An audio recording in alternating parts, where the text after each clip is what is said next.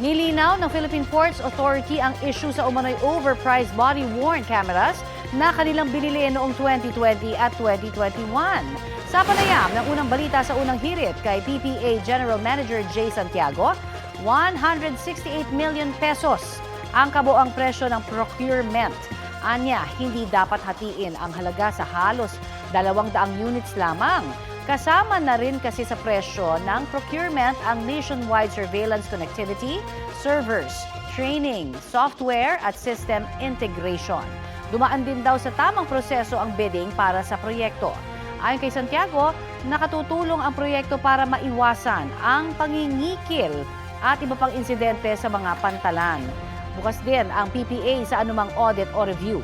Ang paglilinaw ng PPA sa issue ay kasunod ng pagbusisi ng Senate Committee on Finance sa budget ng Department of Transportation kahapon.